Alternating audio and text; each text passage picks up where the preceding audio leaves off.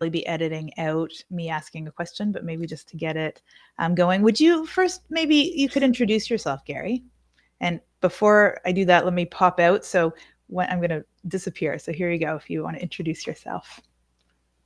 Hi, good morning, everybody. My name is Garry Walmsley. I'm a real estate agent in Orlando, Florida, but really specialize in investment grade assets. So whether that be for investment, lifestyle, resort and vacation specifically, um, it's been 23 years now since I touched down on the shores.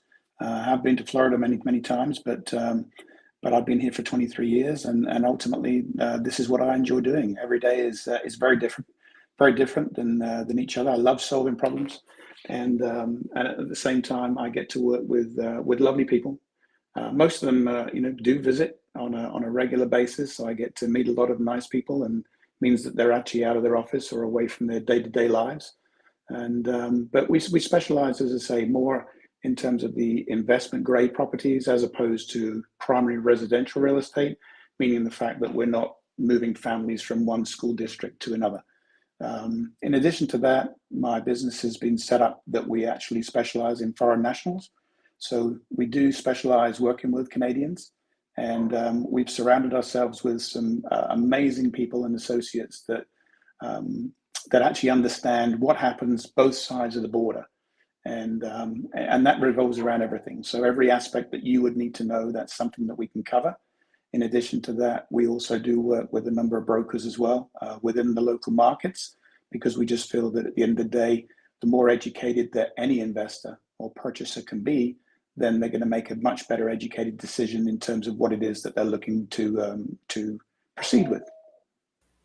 Wonderful. And tell us about Orlando as an investment destination.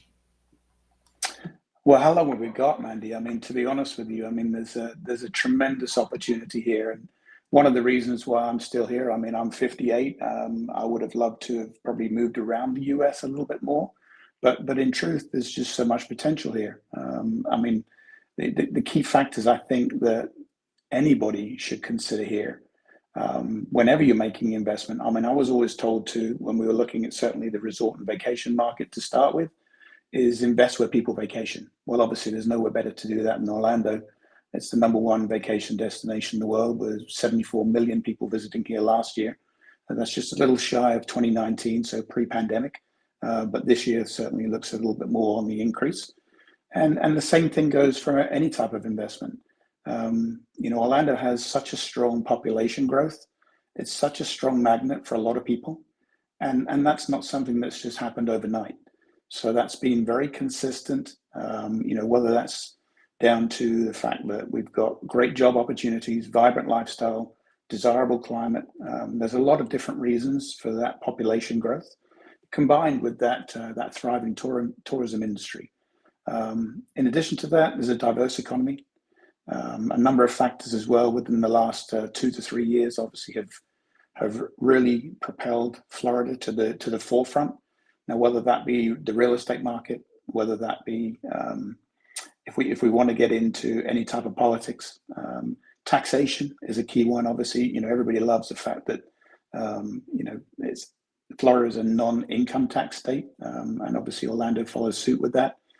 But also, there's a huge amount of people that are now retiring. So from that perspective, we have that affordable real estate, like we've mentioned, that allows a lot of people to get into this market from other markets. Whereby, if we take, for example, the GTA for it specifically, there's very few people that can enter the real estate market in Toronto for under $500,000. Well, we can do that here, and at the same time, we can provide a cash flow or an ROI. Education, universities, there's over 500,000 students now living within a 1 hour drive of Orlando. So again, that's another market that people look at. Huge infrastructure, $10 billion that are invested in infrastructure and construction within the next few years. So I think that, Orlando, as opposed to when we kind of go back to if we call it the Great Depression of 2008, we were in a very, very different market at that point. It was very tourism driven. Now, 15 years later, the city really has changed. It's becoming a very vibrant economic financial hub of the South. And as a result for that, there is a lot of opportunities that are here. And the thing that really is driving that, certainly from an investment perspective, is population growth and visitor numbers. Fantastic. That's really interesting. So Canadians obviously have always been attracted to Florida for a variety of reasons, but what about Orlando, Florida as a top tier destination for Canadians now and what that landscape looks like? Well, you're absolutely right. Canadian interest in Florida, well, in specifically in the US. I mean, for the last 17 years, when we've really been documenting foreign national investment into the United States, then Canada has led that investment in terms of numbers of dollars for 10 of the last 17 years and have never fallen outside of the top three. When we look at last year, $6.6 billion came north of the border to south of the border. And that equated to 467,000 properties. So, that's a huge number since 2007. So I would say that, certainly specifically in Florida, which captivates about 55% of that number invested. I mean, that's the percentage of Canadians that, if we look at it from a state perspective, 55% of people actually invested property in Florida. The next state on that list is Arizona at 14%. So there's a huge differential there. And then we kind of drop down to 4% across the board, with like California, Texas, Nevada. Orlando and Florida specifically has always been a magnet for snowbirds. And as a result for that, we've seen a huge amount of people move down for those sort of 3 to 4 winter months. Part of the reason why I moved from the UK, from that perspective, is obviously a better climate, better lifestyle, better way of life. And that certainly generated a huge amount of interest if we kind of go back to the earlier years. The last few, it's changed a little bit. We're certainly seeing a lot more investment now, north of the border. And that's being driven by different demographics and different generations now. One of the trends that I'm seeing, and certainly of the last 18 months, is that we're certainly seeing a lot of millennials now, Gen Xers now, purchasing a second home first, which, when I think of a second home, I think of it that you're coming down to utilize it from that perspective. Little bit like the snowbirds from that point, not necessarily looking for anything back on an operational cost. But now we're actually seeing it that they can't afford to purchase, a little bit like the point that we talked about earlier on. They can't afford to purchase within their home market. So they're actually now buying a second home first. And that may be utilized for various uses. More often than not, it's a straight investment asset. But at the same time, with Orlando specifically, as opposed to any other location, in and around Florida, which obviously has some fantastic locations. But when you have 74 million people coming in to visit Disney and the other theme parks in our backyard, then that gives you a tremendous potential to also offset, operational costs with some rental income. Since 2008, when we heard the first time that we heard Airbnb, then that's become a very, very popular word in the vacation industry. And now all of a sudden people, look at that as a way to generate a residual income outside of their current job or full-time job. And obviously Orlando excels in that for many, many different reasons, which I'm sure that we'll probably touch on a little bit later in this conversation. Yeah, that is so interesting about the second home actually being the first purchase. And so with something like Airbnb and wanting to have an investment property, is it complicated to find a management company to take care of that down there for you? It really isn't. Excuse me, I'm sorry. It really isn't. I mean, we are in one of the largest hospitality hubs in the world.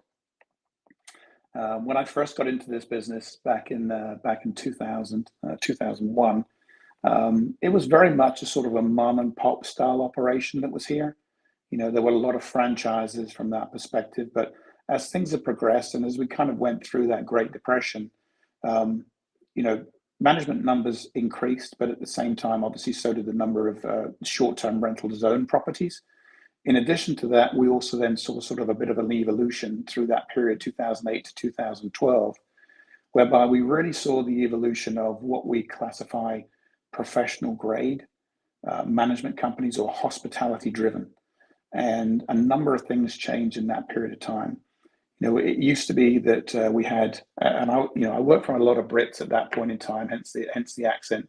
At that point in time, there were over 29,000 Brits that owned in Central Florida as a holiday home. And one of the things we had to do, because obviously of the remote access, was obviously provide a service to manage and maintain that property. And a lot of that was actually done by fellow Brits that were actually, getting into franchises of management companies. And, we used to sort of see the rental side as the sort of the second side to that. It used to be, yes, we're going to utilize it. We've got a nice property over there that we use 2, 4, 6, 8 weeks of the year. And then we'll kind of offset it with some bookings. And now what we've started to see is that the rental aspect of it has become more relevant as part of that. And as a result for that, we needed to change a little thing in terms of the management side. And we've now seen that. These are now hospitality grade management companies that we work with. There's about 2,600 management companies now in Central Florida. I work with probably about a dozen.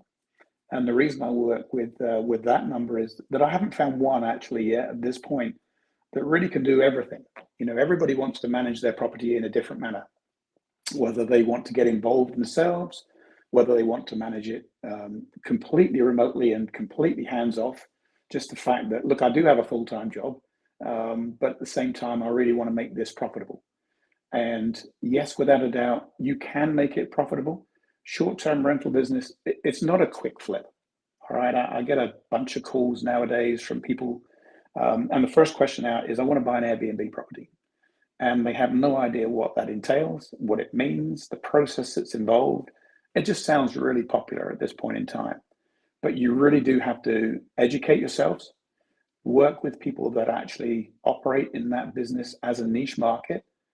Please, I'm not going to knock any other realtor in this market, but representing someone in a primary residence sale is not the same as representing someone that's looking for a short-term rental property or an investment grade asset, which is obviously what we do.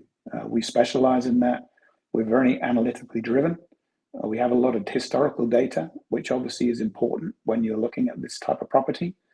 And the key thing is education, location, representation. Oh, that's great to know too, because the motivations are different. How would someone start this process if they're just curious, testing the waters? What would they do to get started? Well, I think that's very often the way that people do it. We are first of all, we are in a location that's extremely well serviced by air travel, certainly from Canada, and a lot of people vacation here. So I think that one of the things that we've always seen is that a lot of people come into this market never even thinking about the possibility of owning something that they're staying in. Very few people when I first started in this business actually knew that maybe homes that they were staying in were actually privately owned. They thought that they were all professionally managed from large entities, and that's just not the case. So it is a very straightforward process. I think one of the things that probably sets us aside as well, and we've really seen that in the last few years through COVID, where short-term rental properties and Airbnb has just exploded across the map in the United States and worldwide. But this market has been set up for that. It's very tourism friendly. The key thing that separates Orlando from many other markets is regulation. I have a lot of people that do say to me, well, why do I want to buy in Orlando? There's thousands of properties. Well, that's one of the reasons why you want to buy here. It's very heavily regulated from that point, and those regulations are set in place. And we're starting to see now a lot of places that people have purchased, whereby they're now getting into issues because ultimately they were never set up for that. Local counties and taxation authorities now are starting to wonder where are those dollars going. They want a little piece of the pie. Local residents aren't really wanting those transient people, that transient market hit into their homes and their local area. So one of the things that Orlando does extremely well is that it's set up for that. But to kind of go back to your question specifically, the key thing is really to send an inquiry. If you're interested in it, let's at least start a conversation. My first question to people is, what is or why are you thinking of doing this? Everybody starts the question, they always start with a thought from that perspective. And I like to think of people that they're sitting on a bit of a rope. On this end, we have lifestyle. You're doing it purely to enhance your lifestyle. And on this side, you actually have investment. So that's really just purely to increase your wealth. But the vast majority of people don't sit on the end of this rope. They sit somewhere in the middle. And it's very difficult. Everybody's different. This is a personal market. Real estate is personal. And we have to understand what are the motivating factors as to why are you doing it? What do you want to get out of it? How do you want to utilize it? Let's also look at an exit strategy. Why don't we do that to start with? There's very few people think about actually what's going to happen 5, 7 years down the line. Well, really, that should be a motivating factor, and that certainly should be a question that you ask from the very start, because that ultimately can dictate how you want to use your property, the type of zoning that we need to have, because you can't just buy anywhere in Orlando if you want to rent the property. And that's where our expertise in this niche market really comes into play.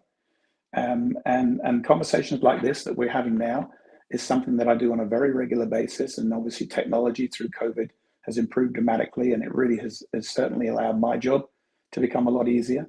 And we just want to have open and transparent conversation with people that we're working with, because ultimately I can only do the job I can do based upon the information that you give me. That was an excellent explanation too. And I like that you mentioned the exit strategy, because people do put that off. Can you tell us a little bit more about what Canadians have been buying in recent times? I know so many Canadians like to know that other Canadians, just like them, are doing certain things, that there's certain behavioral trends that might make it feel more comfortable and secure. No, absolutely. And this relates back to really the sort of two main demographics that I work with, both Brits and Canadians. We don't have as many people in the car nowadays as we used to, but when I first started this business, I used to be out in the car. It was almost like I was a British taxi driver, taking people around when they were on vacation. And everyone that came in, they felt like they were the only Brit that was purchasing a property here. And interestingly enough, the only people that they felt they were going to rent it to was Brits. And that's no different with Canadians.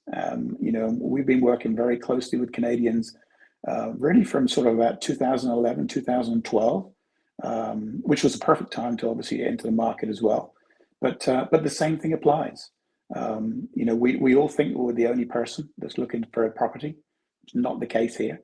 But to answer your question more specifically, I mean, if we go back to the huge amount of properties and real estate that Canadians have purchased. So, since 2007, Canadians have purchased $163.7 billion worth of real estate in the United States.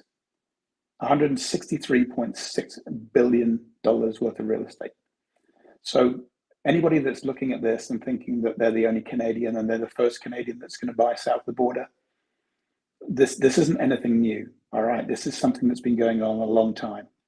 If we look at what people are buying, it varies a little bit, between the whole of the U.S. and Florida for a number of different reasons, and some of those are ones that we've already spoken about. But if we look at the sort of the product type, so single family home without a doubt is the most popular product. I mean, 71% of purchases the Canadians purchase in the US are single family homes, and that makes perfect sense. And we understand that for the appreciative value.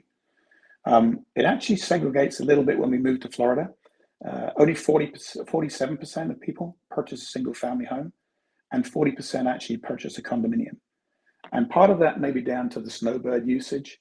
If we're looking at it across the state from that perspective, it might also be to the entry level, when we look at it from that perspective. So there's a number of different factors come in there. Interestingly enough, 79% of Canadians purchase a property with cash, which is astounding. And the main reason for that ultimately is that one of the biggest questions I get from Canadians is, can I obtain a property in the United States with a mortgage? And the answer is absolutely yes. And there's a number of options that you can do that. Whether you do that through a US financing company, or you do it actually through, a Canadian bank, the likes of RBC, someone like that, who actually offers a great cross-border funding system, but at the same time they do a fantastic resource and a full cross-border banking program. So a lot of different assets and resources that you can take into consideration there. And then we also have data on what is the operational use of a Canadian. And if we look at it across the sort of the top 5 countries that are there, this breaks down all in different categories from that perspective and different operational uses depending on where people are from. Without doubt, Canadians utilize their property more so than any other country as a vacation rental property. And some of that may be just a personal use as a second home, but also they really do tap in and they understand that North American market. And maybe that's because obviously we're connected in a number of different ways as opposed to other countries. There's a lot of South American and Latin American countries that purchase here purely for a primary residence. They want to move here. But that's really not the case so much in terms of Canadians. Over 60% of people, Canadians that are purchasing in Florida, actually wanted to utilize it for some type of rental use, meaning the fact that they are generating an income back from that property, whether that be small or larger. But at the same time, I think that that's something as well that any Canadian that's looking to purchase, just know that this has been done many, many times before. There's a great network. It's a very simple process. It's a little different than what it is in Canada, certainly in terms of timelines and if you are looking to fund. But there's some unique advantages as well as a Canadian when you're purchasing here, especially if you're purchasing through a Canadian bank like RBC. So yeah, I mean, it's a very straightforward process. The first thing I would say is if you're looking to do anything, start to educate yourself. But the key word there is start. There's a lot of people that I speak to that say that they're looking. They've been nominated from a group of people where, maybe 5, 10 families are looking at this, but they've nominated someone to kind of go first. But the key thing is surround your people with experts in the business. A great attorney used to tell me when we used to do some presentations that so much negativity and so much bad publicity used to come from those poolside lawyers that used to sit around whereby some people have had a bad experience because ultimately they've either purchased the wrong property, they've purchased in the wrong location, they haven't been given the correct information, they've been doubly taxed by the CRA, which is obviously something that we obviously work around, and there's a number of different ways to do that. But surround yourself by people that actually know what it is that they're doing, and that's their mainstream of their industry.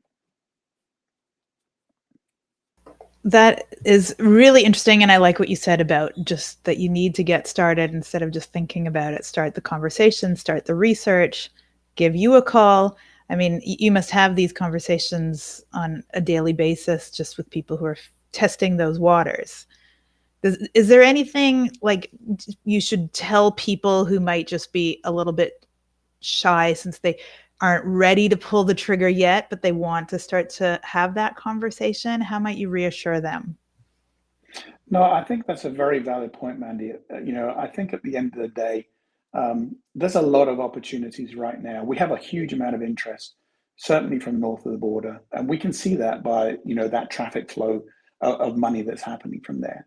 And whether it be for investment, whether it be for for lifestyle, there's a reason to consider that. Like I mentioned in the last question, the key thing is to start. And look, at the end of the day, this isn't for everybody. All right. One of the things certainly I pride myself and my team's efforts on is that we know when to tell people that this isn't for you. And we've done that a huge amount of times, probably actually more so than the people that have purchased. We really aren't here. We pride ourselves in the fact that we're not just here to sell houses. No one's ever actually asked me, am I a realtor? For that point, I'm a licensed realtor. But at the same time, I consider myself more of an advisor. I'm a resource. Utilize that, utilize our experience. Ask as many questions as you want. I mean, I think the highest number of questions I've ever had is 117, and they actually came all on the same email. I don't necessarily want to answer 117 questions again, but what I can say to people is the fact that I think we've probably been through everything that you're experiencing. And I have a little sign on my wall here. I wish I could turn the camera around, but one of my great friends who actually does work for RBC used to say to me all the time, Garry, you don't know what you don't know. And I think that couldn't be truer in real estate. It couldn't be truer in somewhere where you're looking to purchase real estate. I would be the same if I was looking to purchase in Canada or in a different country around the world. I would have a ton of questions and ask away. I think that the one thing I would say to everybody is that if I don't know the answer, I have a group and a network and associates that I can go to that we can research that question. And the great thing is we'll actually find out something that we don't know at the same time on the same day. So let us know. We've been through a lot. We've represented thousands of Canadians that have purchased south of the border. This isn't strange for us. This is something that we do every day, and I also have to remind myself that this is something that I do every day, and a lot of the things I do I take for granted because the person sitting through the camera on the other end or the person I'm in the car with, this is the first time that they're doing it. So it's of prime importance that you tell me what it is that you're thinking. Just be open and honest, because that at the end of the day will get the best result for you. It'll be the best use of my time and resources for you, and ultimately we'll make sure that we give you the correct information, whether you do or you don't purchase. So interesting and helpful, and I don't think we should give you 117 questions again, but I No, feel please like don't. No. that's quite a bit. But I feel like this is just scratching the surface, and that we probably need to have another section of diving into this. There are so many aspects of the conversation. Is there anything you want to make sure we cover today rather than pushing into maybe a part two? Well, look, I mean, the first question I would say that most Canadians ask me, and I don't know why this is. I don't know if it's a misrepresentation online. I don't know who's been um, spreading the rumors. But one of the big questions, and typically the one right at the top, outside of the one I talked about, can I obtain this with a mortgage, is that Canadians get a bad deal and a bad rap in terms of taxation, and that's just not the case. All right, so Florida is a very tax-friendly state. We welcome foreign national purchases. If you and I, Mandy, for example, were purchasing a second home here, and let's say that we actually purchase one right next door to each other, you and I would actually pay exactly the same amount of tax, providing that we're using it for the same usage. The only break that actually I get, or a domestic citizen gets here, is on their primary residence. Any investment property, that's not the case. So that's one rumor and myth I'd like to dispel from that point, because that really is one of those ones that comes up on a regular. You can almost guarantee that it's going to be in the top three questions that any Canadian asks me. Yes, I can imagine. We're pretty tax focused over here, so that does make Absolutely, sense. absolutely. Yeah, yeah. Well, that's good, and it's good to know about the mortgages. Like you said, it's a common question and something on everybody's minds. So that's very, very helpful. And you're so confidence building in the way that you speak about it. I think Canadians can feel much better having someone like you to speak with to start their journey and see where it takes them. And can you tell us again maybe how they would get in touch with you if someone's considering starting that journey? Yeah, no, absolutely. I mean, obviously, the best route, give me a call directly. You can contact me on 407-923-2134. You can visit a couple of different websites. You can either visit my name, which is Garry Walmsley, that's Garrywalmsley.com, or a simple one, buyorlandovillas.com. Thank you so much. And thank you. I think we're going to stay here, but stop the recording in a moment. And that's terrific. Thank you so much. I'm going to just No, hit. you're very welcome. Thank you. Thank you.